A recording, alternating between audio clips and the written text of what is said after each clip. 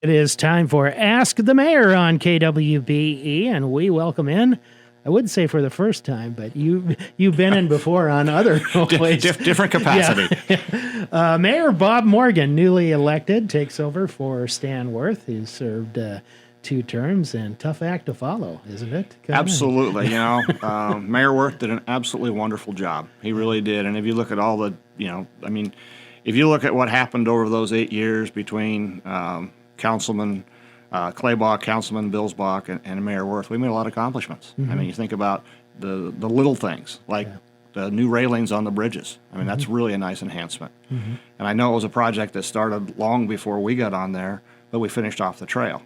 And so that was another nice accomplishment. And then, hats off to not only the councilman that left, but also to the citizens of Beatrice. Look at our fire station. Yeah. And so we really enhanced public safety. And that was, I think, an example of how, Mayor Worth and Councilman Claybaugh and Councilman Billsbach could really help kind of include the community, because it takes everybody. Yeah. And, we kind of heard the comments that Stan said and his departure, and it's really, really true. This is really not only the city council and the mayor, it's the department heads, it's every employee, and it really is everyone in the community. And we've got a great community here, and we've got a good base to continue to grow. And I just wanted to take a few minutes just to say thank you to Mayor Worth and Councilman Claybaugh and Councilman Billsbach. We all came on at the same time. Yeah. It was, 8 years to 10 years ago, depending if you look at Rick. And I guess now I'm the last man standing. Everybody stepped back and you were left there standing there. The public, of course, they see the council meetings and things, but don't normally attend them. But I'd imagine to a certain extent, there's not a lot of knowledge of all the behind-the-scenes work that goes on with the mayor and council members and the calls you get and some of the background work that you have to do as you approach all these issues. Well, yeah, I mean, we're very fortunate to have a good administration that helps us set some agendas and where we're going. But the packet comes out, and you really need to know, what's in that packet. I mean, a perfect example, Councilman Fairbanks. I mean, he goes through that packet, and as those council meetings, he's going to have a couple questions because he took the time to go through the packet. And I think those are things that are important. Yeah. I also think that, what you really learn on the council is that you've got a lot of great people that work for the city of Beatrice. Mm-hmm. And, to me, a perfect example of that was the parade. I mean, when you think about those employees, whether it's a department head or somebody who's working for a department head, they put together a couple really good floats. Yeah. And they dedicated their time to come out and go through the parade at 5:30. At least it wasn't real cold, but they've been involved in that parade, I think, from the inception. Mm-hmm. And hats off to everybody who works for the city. They do a really nice job. The other thing, too, to put out the barricades and the traffic cones and the police officers directing traffic through the intersections before and during, that's a time commitment, too, because they not only would like to enjoy the parade, too, but they're working as Absolutely. Well. So, I mean, so those are a lot of things that you start seeing and noticing as you're on the council, and you're thinking, wow, at least I didn't notice that, when I was out at college. I mean, I noticed some of the barricades and things getting set up just from an administrative standpoint. Yeah. But, when you look through, think about the electric department when somebody gets up at 2 o'clock in the morning so you get your lights back on. And it's funny you should mention that, because when Stan mentioned that, I thought back to, it was about a year ago we went through that really bad storm of December 15th, where they did exactly that. And you remember all the tree damage and the lines down. Yes. I remember driving by, I think it was 13th and Monroe or somewhere up there, and it was just it looked kind of like a war zone there. And those people were out there for probably, I don't know how many hours on end. Right. It's a lot of work. So it is. Yeah. One thing about your race, of course, we had a actually 4-person race when it started out in the primary.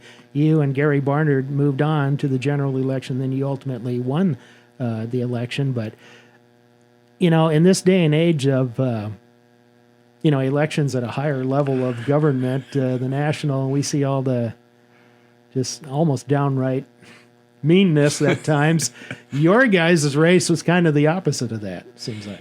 I think it was, even from the primary to the general election, I think everybody had their own platform, and I think they all had their own ideas of where they wanted to see the city go and their own views of government. But I think it definitely didn't stoop down to what we've seen on the national level. And I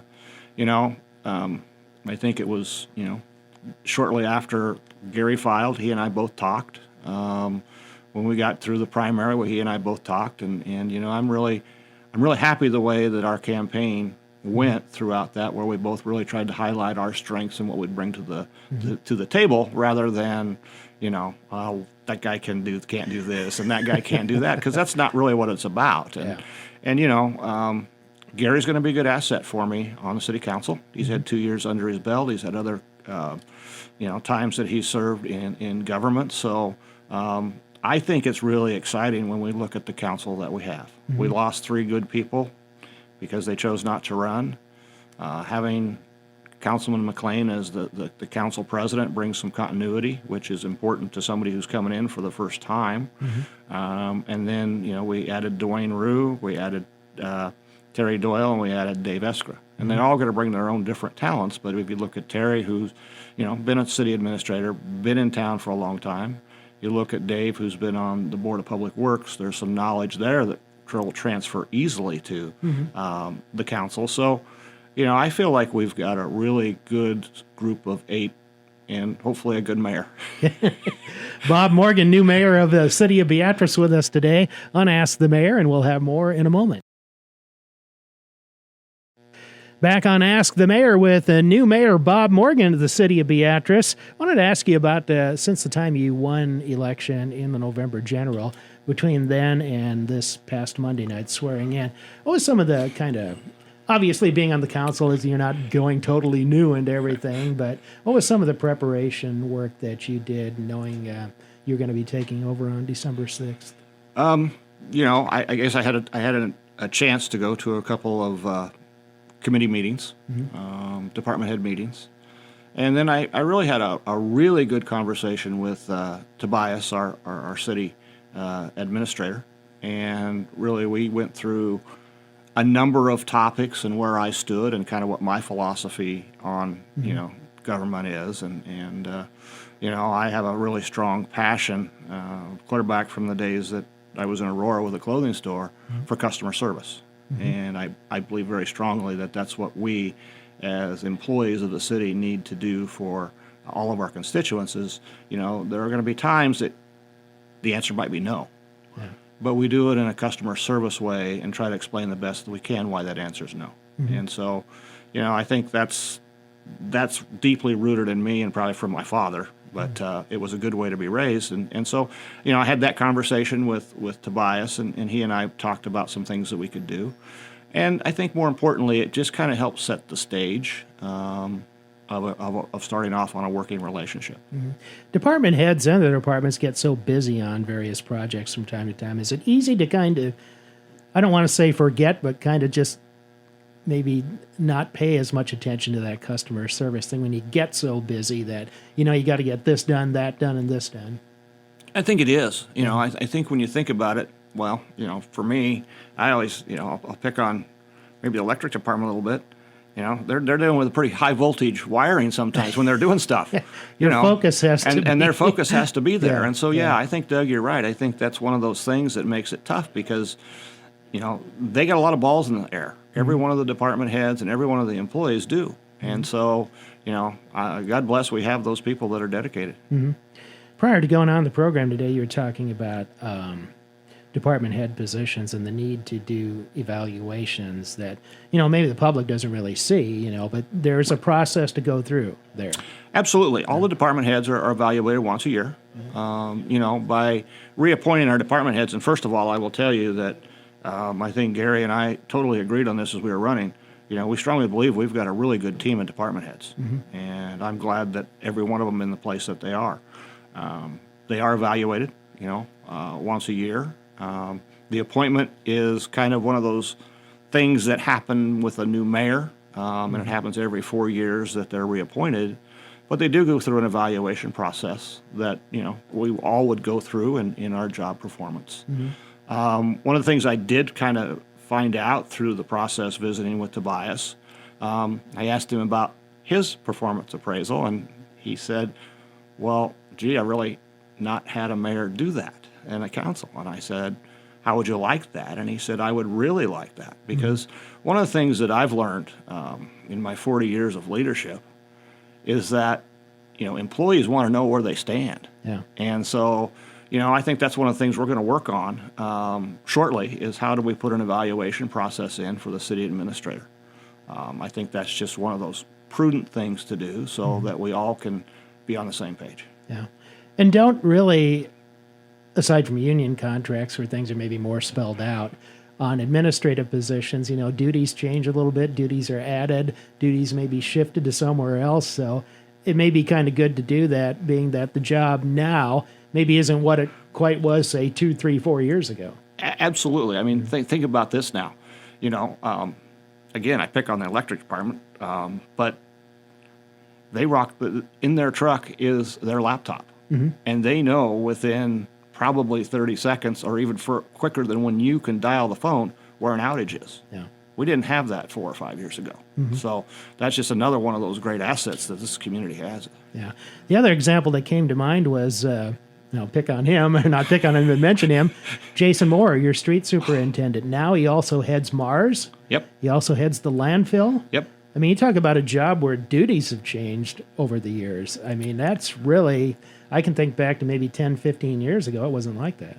So. No. And when you think about that, not only is he the head of all of those areas, if you think about a landfill and you think about streets, you find out from the city council there's a lot of requirements and there's a lot of regulations that go along with it that might be state and federal. So now not only does he have to manage several branches, he has to bring himself up to date on all the codes and all the requirements of a landfill, of the streets and those type of things. So, it's a big job, and he has really stepped up and done a nice job.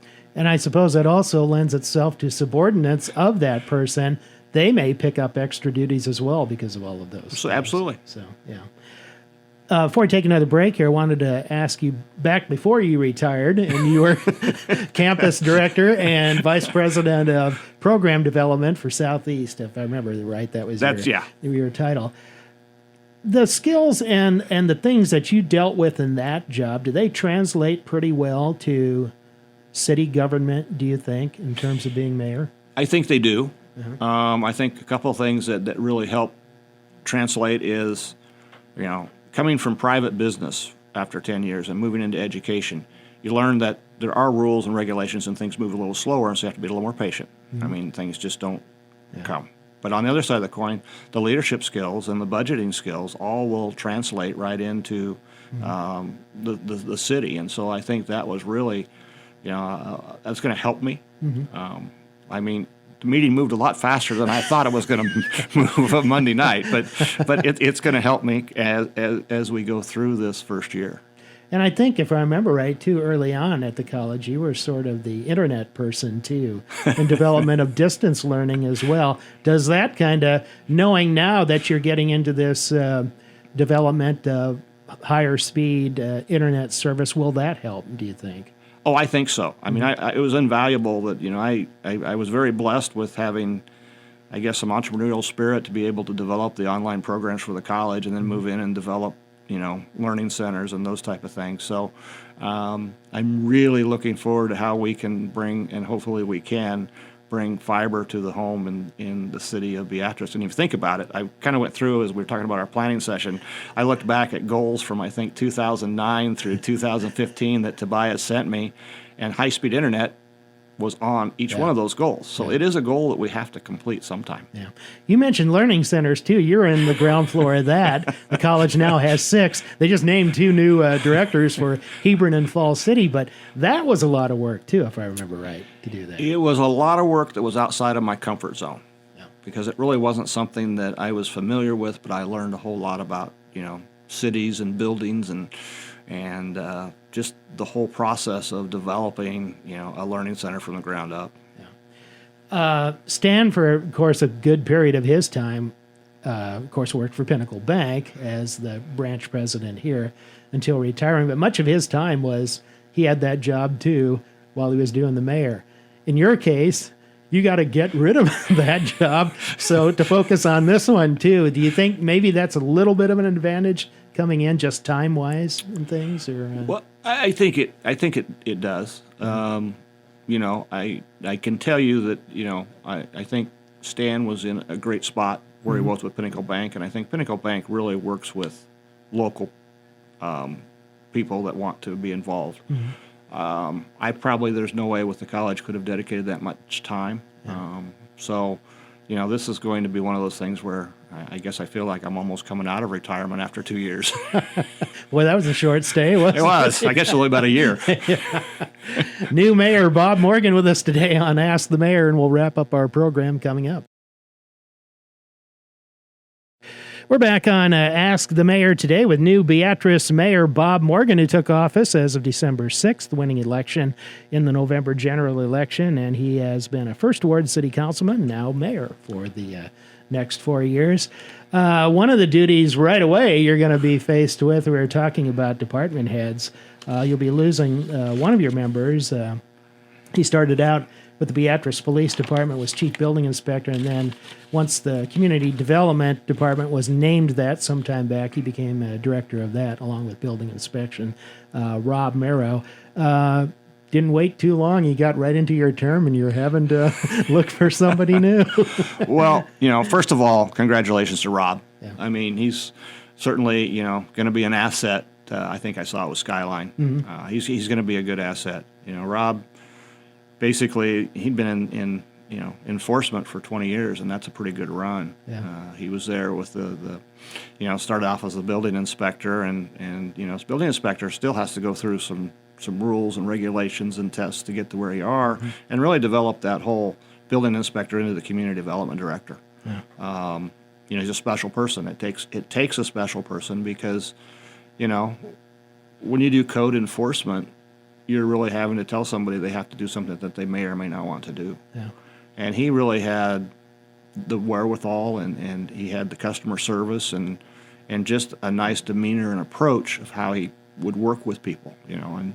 And he's working, I saw him on a construction site of a new home 2 days ago. And I know he was talking with the construction company and maybe the owner. And, you know, he's just got this really easygoing way of being able to handle things. So, you know, he'll be missed. Mm-hmm.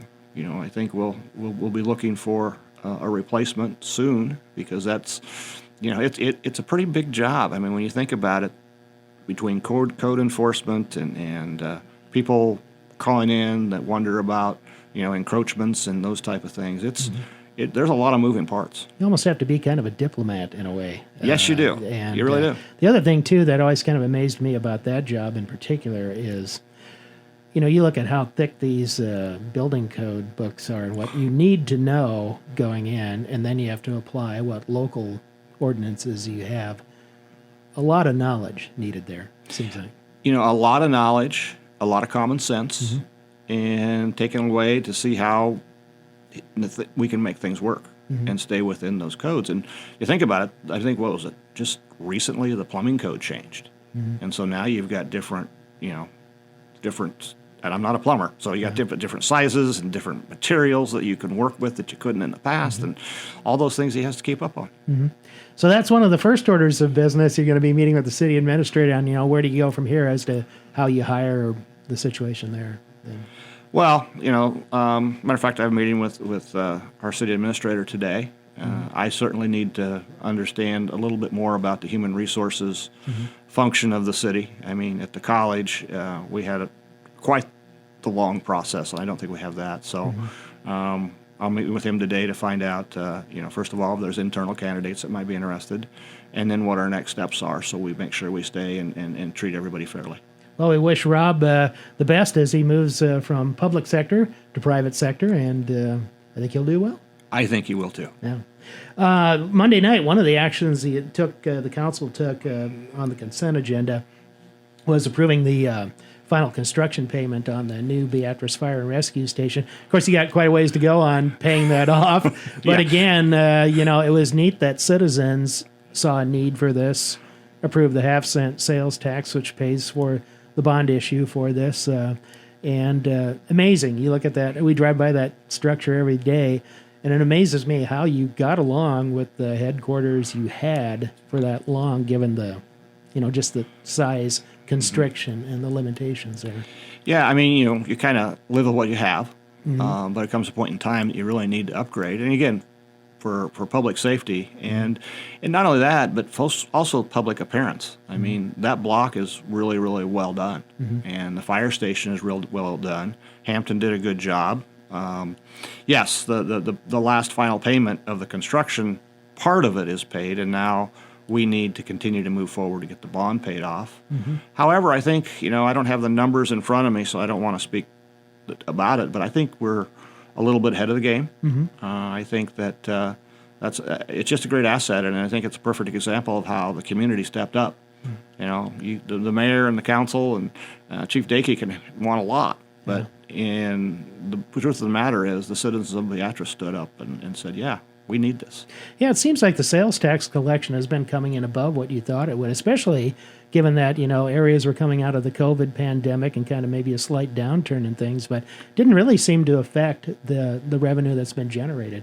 No, I think things are going pretty well, and that might be something we want to have Tobias update us on December 19th. Okay. Street corridor projects, you got two of them out there that are looming that continue. One is the Lincoln corridor, and then now the study regarding Court Street, whether or not you will go back to the idea of redirecting that to the south where Market Street is now. What kind of are you looking at or would like to see, I guess, on timetable of both of those to kind of get them resolved one way or another? Well, Lincoln Street, we've gone through the process and had, community input, and the plans are on the table.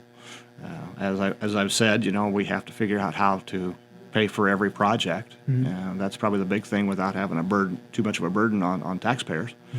I think we're in a good spot, at least as far as a plan goes, for Lincoln Street now that it's complete. And one of the things that is just hard to understand, and I still don't quite get it all, but every time you want to do a project, you have to have all these studies.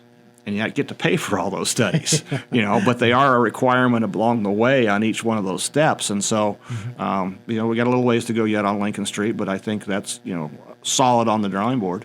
And I think it's a good idea to do the study on Court Street.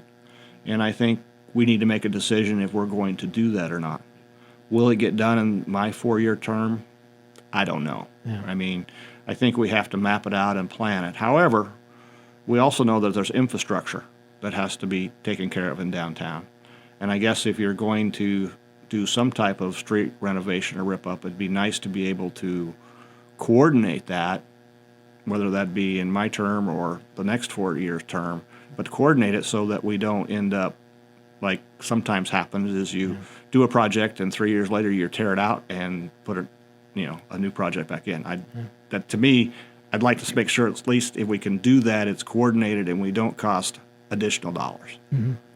One of the items that was going to be on the agenda for discussion Monday night, but he decided to delay it because the main council proponent of looking at it couldn't be at the meeting, Councilman Fairbanks.